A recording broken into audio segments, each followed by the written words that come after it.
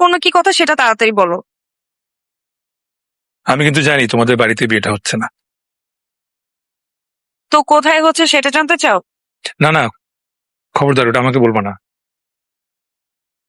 তুমি করবো না, এটা আমি ভালো করে জানি। আরে আমি পাগল? পাগলরা কি করে তার কোনো ঠিক ঠিকানা আছে নাকি? এটাই কি তোমার গুরুত্বপূর্ণ কথা? না। তো আজকের পর আমি ফোন দিলে তুমি আমার ফোন রিসিভ করবে না। আচ্ছা, আমি কিন্তু বারবার ফোন দিব, হাজারবার লক্ষবার ফোন দিব। আমার কিন্তু কন্ট্রোল থাকবে না, ফোন দিতেই থাকবো। তুমি কিন্তু রিসিভ করো না। আমি শত শত টেক্সটও পাঠাবো, সেগুলো একটাও খুলে পড়ো না। তাহলে কিন্তু তুমি ইমোশনাল হয়ে যাবে, তোমার মন খারাপ হয়ে যাবে তো। তোমার কি কথা বলার শেষ? না, আরো আছে। বল। বিয়ের ঠিক আগের দিন তোমার সিমটা চেঞ্জ করে ফেলবা, ওকে? কেন? আমি তো পাগল হয়ে যাবো, তখন মাথা ঠিক থাকবে না, বারবার ফোন দিতে থাকবো। তার থেকে ভালো না তোমার ফোনটা একবার বন্ধ পেলে, তখন আর ফোন দিতে পারবো না। আর শুনো, আমার বারবার ফোন দেওয়া দেখে যদি তোমার জামাই কিছু জিজ্ঞেস করে, তুমি বলবা তুমি চিনো না, ডিস্টার্ব করে তোমাকে, বখাটে ছেলে। ওকে? আর শোনো না, বলো। তোমার নতুন নাম্বার কিন্তু আমি খোঁজার ট্রাই করব। তুমি তোমার কাছের বন্ধুদের ওই নাম্বারটা দিও না, হ্যাঁ? আর ওদেরকে বলে দিও আমার সাথে যেন তোমার কোনো ইনফরমেশন শেয়ার না করে। পারবা তো? আর একটা কথা, কেউ কেউ তোমার কানে দিবে যে আমি সিক হয়ে পড়েছি। তুমি কিন্তু ওটা নিয়ে একদম টেনশন করবা না। আমি সিক হলেই বাকি, বাবা মা মরে গেল তো মানুষ বেশি দিন সিক থাকতে পারে না, তাই না? আমি সিক হলে আমি আবার নিজে থেকে ঠিক হয়ে যাব, এই তো, এর চেয়ে বেশি কিছু তার হবে না। তুমি এগুলো নিয়ে একদম চিন্তা করবে না, ঠিক আছে? নবনী, ঠিক আছে? হ্যালো?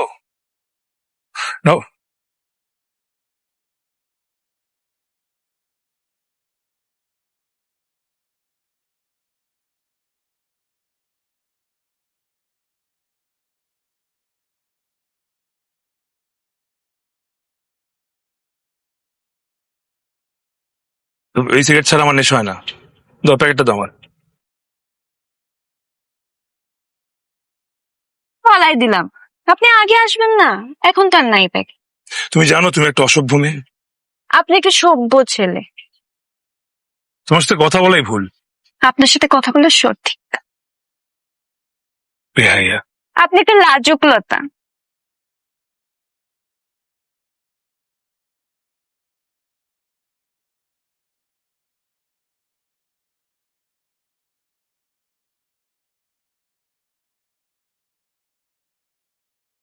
আমি কোনো কথা শুনবো? উনি তো একজনই, যাকে আমি ভালোবাসতাম, ভালোবাসি। দেখিস বাবা, আল্লাহ তোর মনকে শান্ত করে দেবে।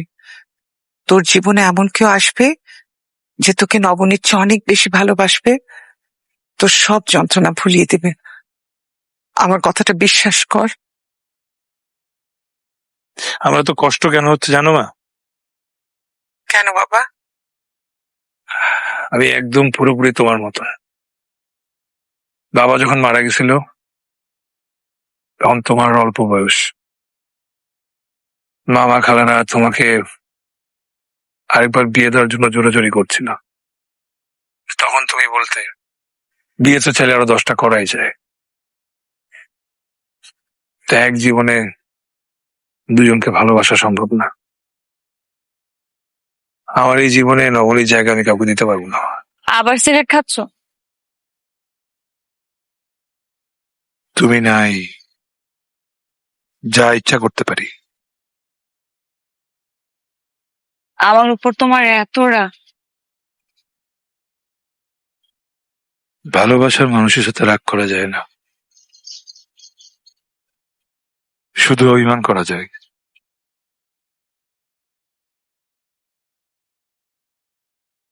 কেমন আছো তুমি? যা দেখছো। আবার বাঁকা বাঁকা কথা। শোনো মেয়ে, আমার কল্পনায় তুমি শুধু আমার আমার গার্লফ্রেন্ড, আমার বউ, আমার বাচ্চার মা, আমার লাইফ পার্টনার। পৃথিবীর কারো ক্ষমতা নাই তোমাকে আমার কল্পনা থেকে ছিনাই নেওয়া।